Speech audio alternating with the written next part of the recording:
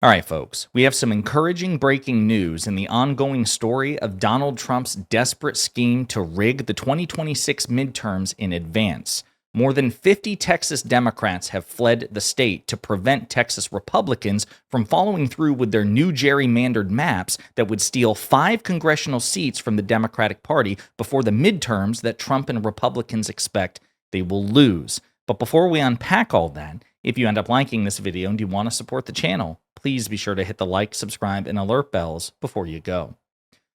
All right, folks, it's objectively the case that Texas Democrats are doing everything in their power to stop Trump from rigging the election. This is what Democrats who are out of power using all of their power to fight back to the best of their ability, and it needs to be recognized, and we need to dive into it. So let's first look at Axios, which gives kind of an overview, and then we'll dive into deeper articles from the New York Times and the Washington Post as well. Texas Dems leave state in bid to block Trump-backed redistricting vote. Over 50 Texas Democrats, and that's important, fled the state Sunday in an attempt to prevent Republicans from holding a vote in the state on a new congressional district map. They're responding to a Donald Trump-led proposal to redraw the districts ahead of the 2026 midterm elections that could net Republicans up to 5 seats. The Democrats face a $500 fine for every day they break quorum, and that's pretty damn expensive. Fleeing the state now could be politically risky as the vote was due to take place during the state's legislature special session that was also called in response to last month's deadly flooding in central Texas. So I want to be clear about this. $500 a day, unless you're a millionaire or a billionaire, and these people mostly are not, that's going to be incredibly expensive, number one. So they're taking financial risk. Number two, it is politically risky because this special session wasn't just about gerrymandering the hell out of Texas's maps. That was the most important thing to the Republicans, but it was also intended to address the devastating flooding in South Texas last month. Okay, so this could politically backfire on the Democrats, right? It's going to piss a lot of their constituents off, and understandably so. This has put the Democrats in a pickle, and they are choosing to put the country first at great personal and reputational expense. We have to talk about this. We have to signal boost this. Let's take a look. Quote, he's using an intentionally racist map to steal the voices of millions of Black and Latino Texans, all to execute a corrupt political deal. This is from the Texas Democratic Caucus Chair, Gene Wu. Quote, we're leaving Texas to fight for Texans. We will not allow disaster relief to be held hostage to a Trump gerrymander.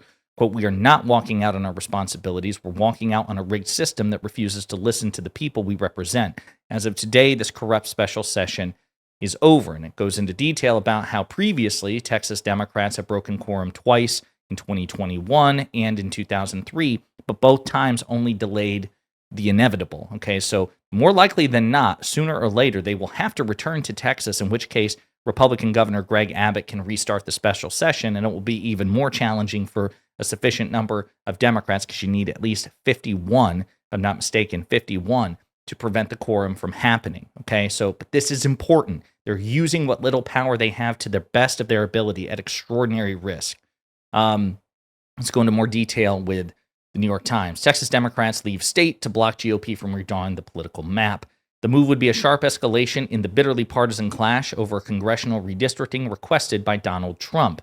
Democratic members of the Texas House of Representatives said they're leaving the state on Sunday in what would amount to a last-ditch attempt to stop Republicans from adopting an aggressively redrawn congressional map. Their absence would prevent the House from reaching the quorum needed to vote this week. The move to walk out was a sharp escalation in the bitter partisan clash over a mid-decade redistricting in Texas that was requested by Donald Trump. Republicans in the state legislature were rapidly moving forward with the map drawn to flip 5 Democratic congressional districts to favor Republicans, being passed out of 2 committees over the weekend. And I should point out, I should have had this is again breaking news, I should have had this brought up, but during the committee regarding the maps, typically they will allow public input on these things, right? For the sake of democracy, right? You want the public to weigh in. In this case, the Republicans knew that what they were doing was so nakedly partisan and cynical and bad faith and anti-democratic that they prevented the public from weighing in. So here's a compilation of clips provided by the account Blue Georgia on Twitter. You should follow them. This is going to create a ripple effect around the country.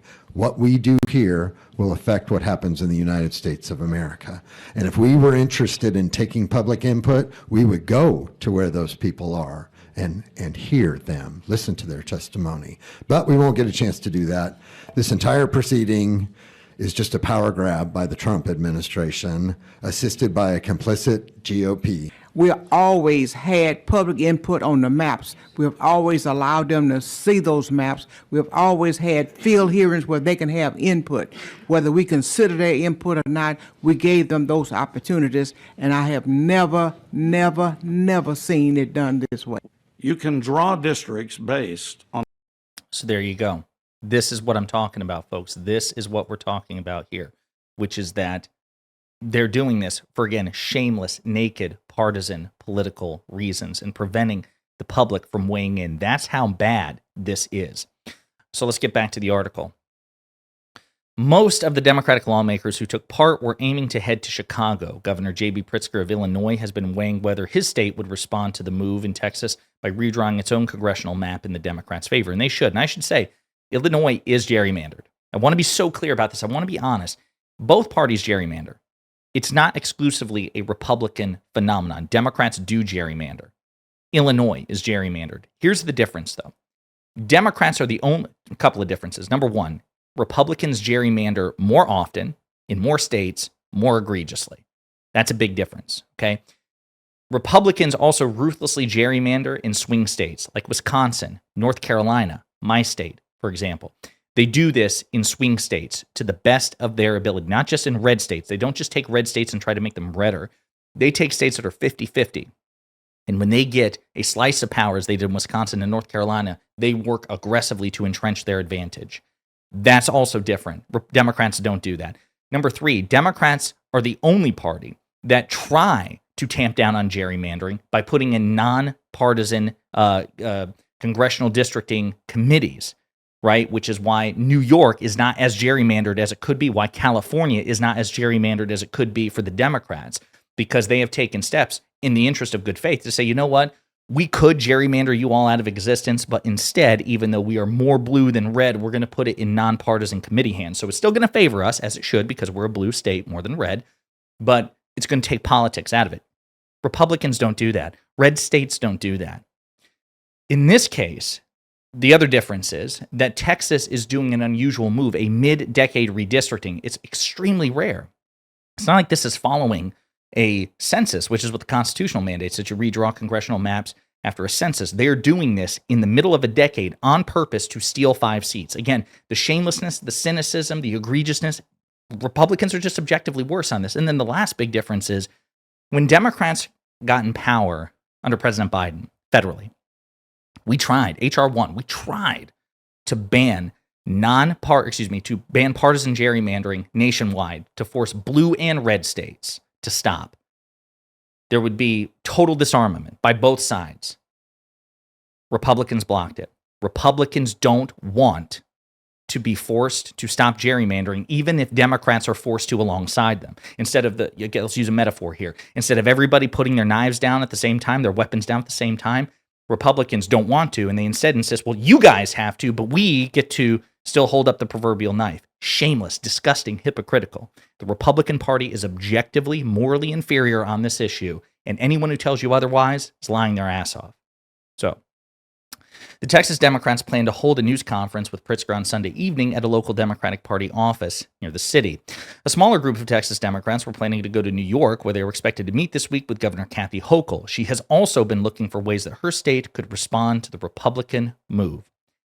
And again, they should. New York has been very reluctant to do this. California has been reluctant to do this.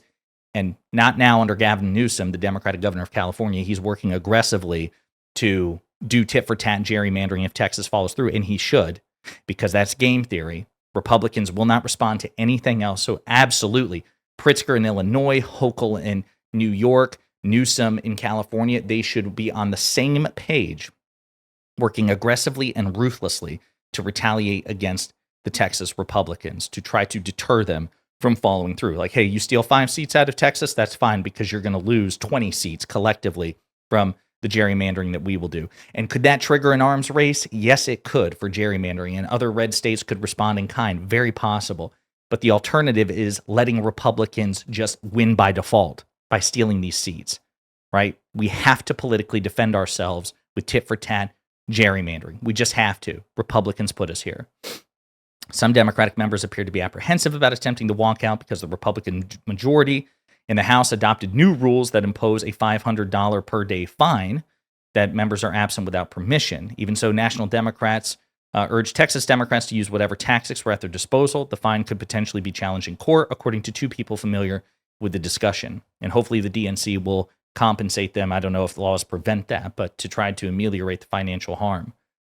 A group of Texas Democrats flew to Chicago last month, met with Pritzker, and were reassured that the governor and his team would support them if they chose to go to Illinois, according to a person familiar with the discussion. Pritzker is also a billionaire, so this might be one of those things where billionaire largesse comes in play, where he just foots the bill. He just eats the finances for these people to incentivize them to continue to defy quorum. Though Illinois has offered a safe haven, some Texas Democratic members expressed concern that Trump would try to use federal agents to round up the legislators and bring them back to Texas if they left. It was not immediately clear whether there would be a legal basis for doing so, since the lawmakers would be violating state legislative rules and not federal law. One person familiar with the planning said the Texas lawmakers decided not to go to D.C., as they had during a walkout in 2021, because of federal jurisdiction in the Capitol, because they're so worried that Trump might try to round them up and ship them right back to Texas, even though there's really no law according him that right. But it's Donald Trump. He's authoritarian, corrupt, and abuses the law all the time, so that's a pretty smart move. Previous walkouts by Texas Democrats against the solid Republican majority in the Texas legislature have also been mounted in what they said were a defense of voting rights. Many of the members who were leaving the state on Sunday had done so before. And the current corrupt, deeply authoritarian Attorney General of Texas, Ken Paxton, has threatened to try to hunt Democrats down and arrest them and drag them back. It's shocking stuff. I don't know if any of the other reporting really offers anything substantial in terms of what we just read. Again, like the Washington Post article goes into details about how, the Democrats' embrace of an all-or-nothing gerrymandering strategy comes after many of them have spent years backing plans to strip politics from the map drawing process to ensure voters have fair, competitive districts.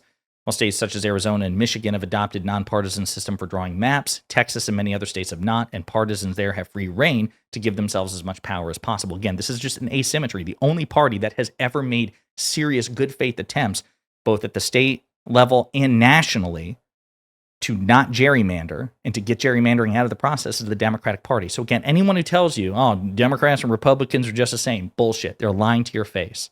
The Republicans have absolutely no credibility on this issue. So I'll just wrap up with saying this, because again, this is breaking news. The Democratic Party has a lot of faults. I criticize the Democratic Party a lot. My focus is on the Republican Party. The Republican Party is objectively worse on its best day, worse than the Democratic Party on its worst day. But in the interest of making the Democratic Party stronger, I do criticize the Democratic Party. And the Democratic Party has a reputation for fecklessness and weakness and pearl clutching and clinging to norms that are being violated. They have a reputation for basically just taking the metaphorical ass kicking rather than defend themselves politically.